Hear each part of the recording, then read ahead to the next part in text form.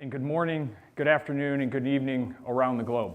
As Jamie mentioned, my name is Jon Blank, and I am the Ceramic Matrix Composites and Coatings Materials and Processing Leader here at GE Aviation. And first, I want to say how honored and humbled I am to be able to be talking to you today as a part of these Purpose Talk and share a little bit about my journey. And so first, I want to start with a little background about myself. I was born and raised in Buffalo, New York, a modest blue-collar city of about 250,000 people. And Buffalo has a very strong sense of family and community. And growing up in Buffalo, my parents, Patricia and Roger Blank, always placed a high importance of family for my brother Jeff and myself. And they instilled three values with us. One, if you work hard, good things will happen to you and those around you. Two, if you respect others as you want to be respected, everyone will bring their best. And three, support all those around you and allow them to support you. Those three values have rang true for me my entire life, and they still ring true for me today. And I think about them every day. And I think back to a time when my parents were starting our family in Buffalo. Parents were married, they were starting to look for a house, both parents were working, and my mom and dad found out they were pregnant with my brother Jeff. And it was a tough pregnancy. It was so tough that my mom had to stop working. My dad at the time was an intern at Quackenbush Company. It's a mechanical contracting company that does heating, ventilation, air conditioning, cooling systems for industrial and commercial firms in the entire region. And I remember talking to them about it, and they didn't know what they were going to do. They didn't know how they were going to support our family financially and in any other way. They didn't know what the future held. A couple positions became available at Quackenbush Company, and my dad said, hey, I'm going to put my name in the hat and go for it. And I remember growing up, and I had the opportunity to meet Dave Quackenbush. He was the owner and CEO of the company. It was a family-owned company, still is today. And he used to tell me, when he got that resume from my dad, he looked at it and he said, he doesn't meet any of the requirements or any qualifications, right? He almost pushed it aside. But what he did know was the time he had spent and seen with my dad as an intern at Quackenbush. He had seen that no matter what the issue, what the question, what the problem was, my dad jumped right in. And he worked his tail off. He saw that it didn't matter who you were in the company. It didn't matter your background, your experience, where you came from, what your role was, what your title was. He respected him, and he treated him the same way. He treated him how he wanted to be treated. And then he supported everybody there. He was absolutely beside himself on how it didn't matter if it was personal or professional, and didn't matter what was going on, my dad found time to support them. And so he decided to give my dad a shot. He said, I gave him a job. And over 35 years, my dad rose up through the company. And he became vice president or second in charge at the company, behind Dave Quackenbush and ultimately his son later. And that's amazing. And I'm so proud of my father for that. But what I'm more amazed and what I'm more impressed with is that same level of energy and passion that he brought to work every day, he brought home to our family. Brought home to Jeff, to myself, to my mother, every day. He came home, he shut off work, and he focused on us. He focused on what we were passionate about. He was always there in the moment. It didn't matter if he was passionate about it or not, and trust me, he wasn't. There was a lot of things that I was passionate about, like sports, that he didn't care about. But boy, he became passionate about it. He became passionate about it quickly. And he was always there. His ability to not only prioritize his family while growing his career, it made him a true role model for me. And so, as I became a senior in high school, I had the opportunity to intern, just like my father at Quackenbush Company. And I got to spend time there. So not only what I saw of how he applied those family values at home, he applied them at work. I could see how it impacted others at work. I could see how it impacted the community surrounding us. And I thought, I want to do that. I want to do that same thing. I want to have that impact on people around. And so as I was looking around, trying to figure out what we were going to do and where I was going to go, I knew my brother was a civil engineer, still is today. My father working in an engineering world. I knew how the engineers and engineering could have an impact on the community and on folks around. And so I said, look, I'm going to become an engineer. And we went and visited several different universities, and I ended up choosing Ohio State University, about 5.5 hours southwest of Buffalo, New York, in a city called Columbus, Ohio. And so had a great time there, met a lot of great people. It changed me in a lot of different ways. But I want to fast forward several years. I'd finished my undergrad as a material science and engineering student, was in my final year as a graduate student working on my master's degree. And I was trying to figure out what's next, just like my senior year in high school. And so I talked to my advisor, Jim Williams, who worked at GE and had seen a lot of industry, a lot of the academia world. And I said, what should I do? Where should I go? I'm not sure where to go. And so he talked to me about GE. I said, yep, let me go check out GE. So I came down and I spent a day and a half down here. And I'll tell you, the moment I walked in these doors, I felt at home. I felt at peace. I felt a sense of family, a sense of community that I had felt at Ohio State and I had felt in Buffalo. I saw the way folks worked here, the strong work ethic. I saw the way folks respected each other in the hallways, in the meetings, in the interviews I was in. I saw the support. I saw people running up and down the hallways trying to get, results to folks. I could see that from that day and a half. And so as I left, I knew this is the place I wanted to be. I wanted to be a part of this. So sure enough, a couple days later, Elisa Lee, the Edison Engineering Development Program leader at the time, called me up, offered me a position in the Edison program. I told her I was happy, I was excited, and I said I'd get back to her in a couple days. So as I hung up the phone, the next thing I did was pick up the phone and I immediately called my girlfriend at the time, now my wife, Heather Powell. And all I said is, hey, honey, got a call from GE. They offered me a job in the Edison program. What do you want to do? And she responded, well, what do you want to do? And I said, well, it's a great offer. It's a great company. I felt at home there. I think our family would feel at home there. But it was going to be a long-distance relationship. She was working and finishing her biomaterial science and engineering degree, PhD degree at Ohio State. So it's an hour-and-a-half drive between Columbus and Cincinnati. And I knew she was the one. And deep inside, in my heart, she was the one for me. So I told her, I said, look, if this isn't the right time, if this isn't the right place, won't do it. I'll stay at Ohio State, I'll get a PhD, and when you and I are both done, then we'll go. Then we'll go find our place. So we talked about it for a couple days, and at the end, she turned, she said, you know what, let's go do it. I said, you sure? She goes, let's go do it. I said, okay, let's go. So we jumped both feet, all in. Just like that decision then to now, we make all decisions together. Whether it's our careers, whether it's something in our lives, we make the decision together. So we used to think we're different. We used to think we're dual career, right? At the time she was traveling. That hasn't changed. My wife is currently a professor and researcher at Ohio State with a joint appointment between the biomechanical and the material science and engineering departments. She travels every day, 1.5 hours up to Columbus and 1.5 hours back to Columbus, just like she did today.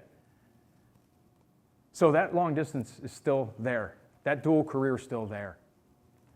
And again, I said, I thought we were different. But in fact, we're not. If you look around, you talk to your colleagues, you look around your communities, it's becoming more and more the way of families. Almost 60% of families in the US are dual career. When you go to Europe and Asia, it gets upwards of 70%, depending on the country you're in. So how do we manage it? It's the same values that I talked about before. Hard work. Every day we connect. Heather and I will connect. If she's traveling on business, if I'm traveling on business, we'll connect via phone. If we're here in person, we're connecting in person. Right? We use all forms of communication, text, email, you name it. We respect each other. We respect each other's careers. We respect each other's interests. There's things Heather's interested in that I am not interested in. There are things I'm interested in that Heather's not interested in. But I have become passionate in those, and she has become passionate in mine. And we spend that time together with each other in those interests, in doing those interests. We also support each other, right? Whether it be at work or at home. right? At home, like most people, we all have chores.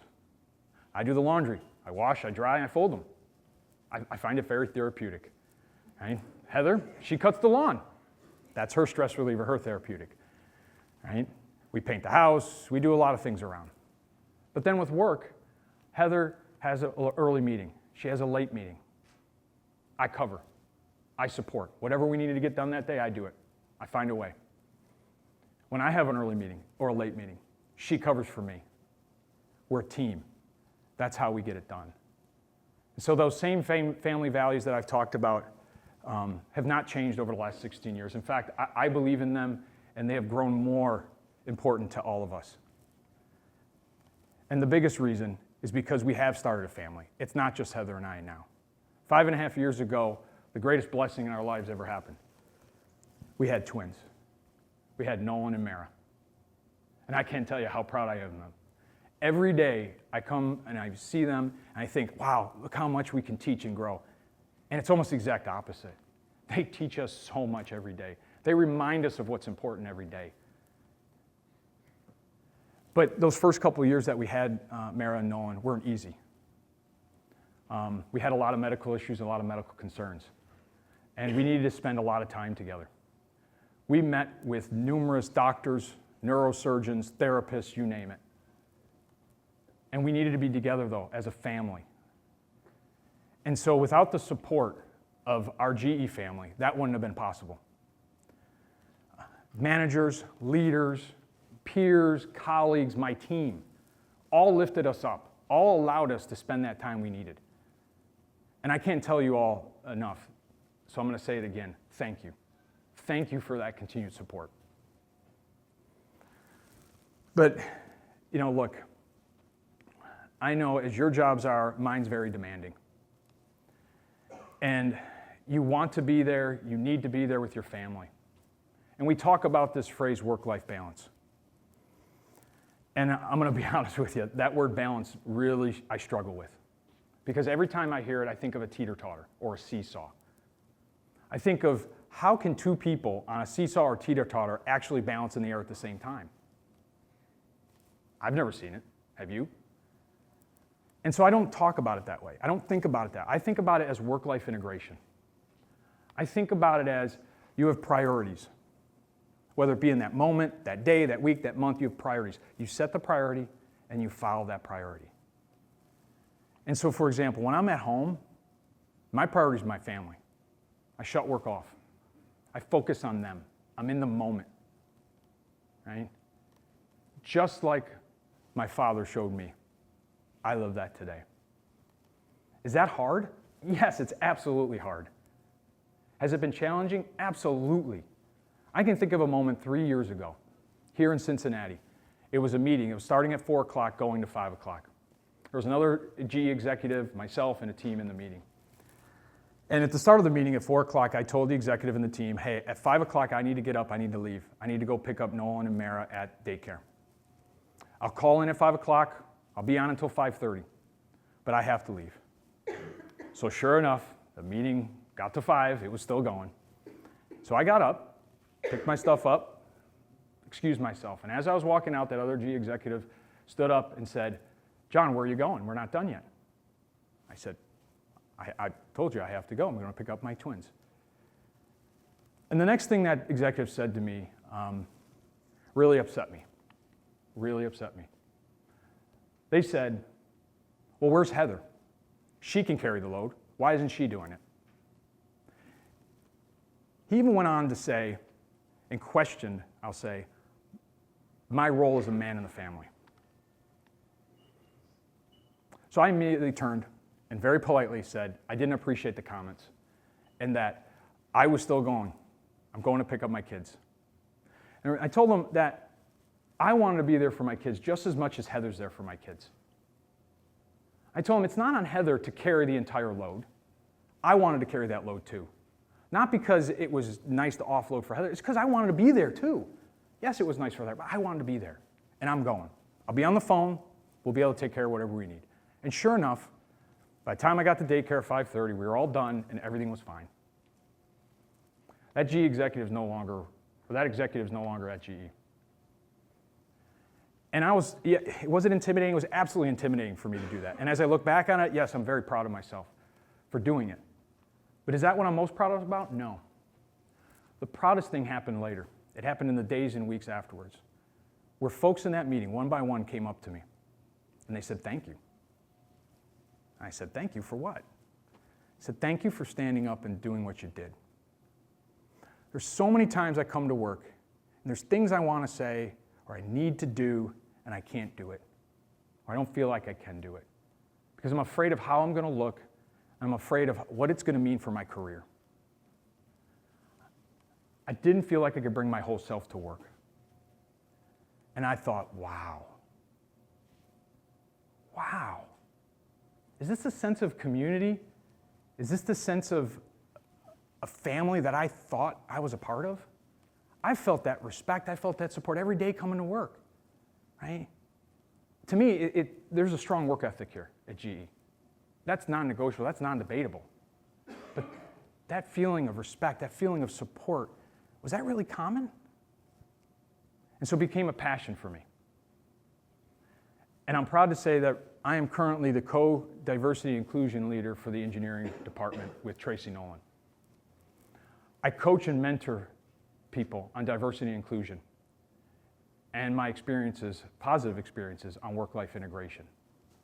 And those experiences and those roles have allowed me to have the opportunity to attend a workshop called MARC, Men Advocating for Real Change, where leaders, not just at GE, but across Cincinnati, have come together to talk about diversity and inclusion and how can we change not only our companies, but our communities. And during that session in the workshop, there was an activity that really stood out to me. What they did was they had all the males sit in the audience, and they had the females come in front of the room. And during it, they had each of the males read off how women across the U.S. felt at work. For example, I don't feel safe walking from my office to my car. I don't feel like my input is appreciated because of my background, my experience about who I am, and so on. And the whole time, as we're stating these, each one of us, one by one, you're seeing the body language, you're seeing the facial expressions of each individual. And that by itself was impactful. Because those are things there's a lot of them I never thought about. I just never thought about. But what was more impactful was at the end, the facilitator turned to the women and said, so how do you feel? I'll never forget this. Dead center. First lady spoke up, and she goes, tired. I never realized how much of myself I was picking up every morning, and I was stuffing in an invisible backpack, and that I would carry around every day at work and in my life. You want to talk about getting hit by a bus? That was me. I immediately thought about Heather. I immediately thought, oh my gosh, what does she feel? What is she going through? What am I doing? Am I making this worse? Am I helping? What could I do? I thought about my twins. I said, is this the community that I want them to grow up in and what I want them to be a part of? I thought about my team. I thought about all the diverse talent, the diverse thought, capabilities, experiences. Are we getting that all out? Are people able to be themselves at work? And so it got me thinking. And it got me acting, right? And so about 2 years ago, I had the opportunity to be an executive at a lunch meeting with Edison's. And so they have this week-long session called Engage at GE. And they bring Edison's from across all the different GE companies into one location. They work on a project together. They get to meet all different executives and leaders. They get to take tours and have all these different experiences. And so I got asked to come and speak with a bunch of Edison's during that time. So each table had 10 Edison's, and I thought, you know what, this is a perfect opportunity. I'm going to talk about diversity and inclusion. I have no clue what I'm going to say. I don't know how this is going to be perceived, but I'm going to give it a shot because I got to do something. I got to start somewhere. And so I come in the room. I still remember it. It was at the Holiday Inn right up there in Westchester. I walk in. Sure enough, I walk up to the table, and I am the only white male that's going to be sitting at this table. And I'm not going to lie to you, it went through my head, okay, are you still going to do this, John? And I said, yeah, I'm going to do it. So we sat down. We did the pleasantries. We introduced each other, talked about where we came from, what our experiences were. And then there was a break, about 15 minutes in, and I said, hey, what do y'all think about diversity and inclusion at GE? And sure enough, every single one of them, their heads popped up, they stared at me, and their jaws hit the ground. I can only imagine what was going through their heads, looking at me going, where did this come from? But I will tell you, the next hour plus was the most amazing discussion I've had. We talked about where GE's come with diversity and inclusion. We talked about where we could go. We talked about opportunities each of us could bring and what we should do about it. It was amazing, absolutely amazing dialogue. And so at the end of the week, each Edison engineer is asked to write a letter to somebody that's impacted them. They're asked to talk about, what impacted them, why did it impact them, and where do they think it's going to go. And so I've done it 2 years, and I've gotten close to 20 letters. And each one I've talked about diversity and inclusion, I've talked about work-life integration. And I want to read one of them to you, because I think it really puts it into context. John, I really appreciate your conversation with us about gender and diversity. As someone new to the workforce, your insights and experiences about equality and overcoming bias will definitely help me in the future. A lot of times, I don't take the time to empathize with different people, and your discussion with us really convinced me to pay more attention to those around me in order to be the best leader and employee that I could be. Thanks. What's better than that? What's better than that? That hour plus conversation, even if it was just 1 out of 20, what's better than that? But it doesn't stop there. Like he said in that letter, it's every day at work. So think about it. You're in a meeting. How many times have you seen somebody or yourself get talked over? In a meeting, how many times did you or somebody else come up with an idea, and a couple minutes later, somebody else says the same thing, but they get the credit for the idea? What I can tell you is I'm very proud of the team I'm on and the team I work with every day today. Because what I see is a change. Not only with myself, but with the team. We're in meetings now, and when someone gets talked over, somebody else will step up and say, hey, wait a minute, let them finish. Or afterwards, hey, you were talking, I know we cut you off. Is there something else you want to bring up? I see when ideas get popped up, and somebody else brings it up, they say, well, isn't that what so-and-so said over there? Hey, we should follow up with them. Or, hey, let's build off of so-and-so's idea. Look, we're all human. We want a connection, right? We want to be heard. We want to be appreciated. Diversity and inclusion isn't just sex, gender, race, religion, sexual orientation. It's more than that. It's diversity and inclusion of thought. It's diversity and inclusion of needs. It's diversity and inclusion of talent. And it's diversity and inclusion of priorities, like family. So I want to take you back to my experience with my dad.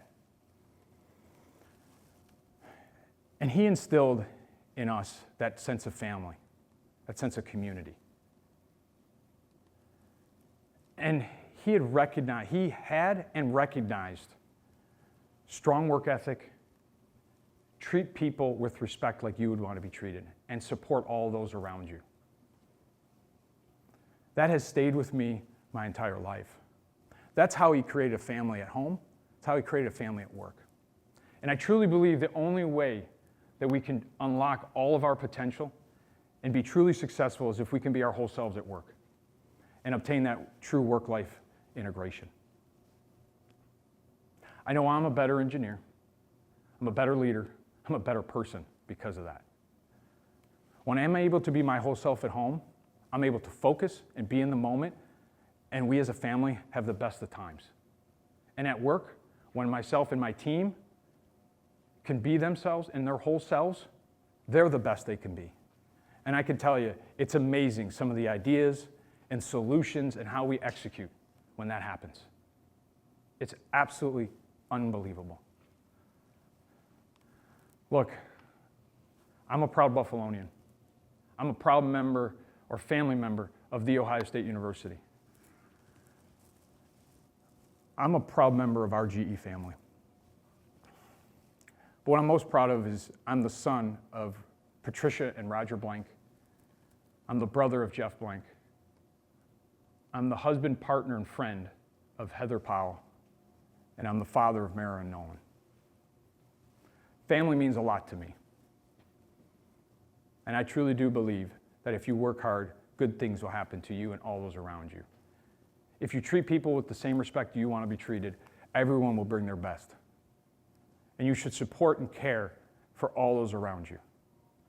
This is how everybody can be their true self at work and in life and obtain true work-life integration. So look, you've seen all these families have lifted me up. I will continue to learn, and I will continue to grow, and I will continue to lift all those around me. So I challenge each one of you. What are you going to do every day to lift those around you up? Thank you, and happy holidays.